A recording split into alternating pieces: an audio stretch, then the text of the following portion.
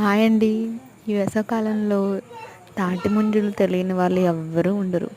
So ఈ ముంజలు ఈ వేసవికాలంలో చాలా బాగా దొరుకుతాయండి.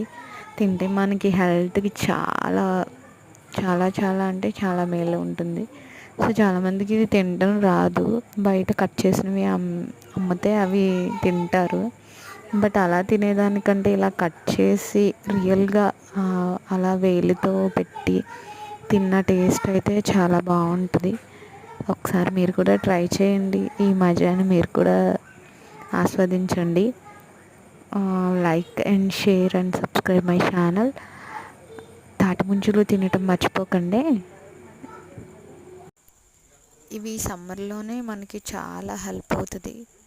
పిల్లలకు కూడా చాలా మంచిది ఆ వాటర్ తాగిస్తే. తప్పకుండా మీరు కూడా ట్రై చేయండి. ఓకే అండి, బాయ్.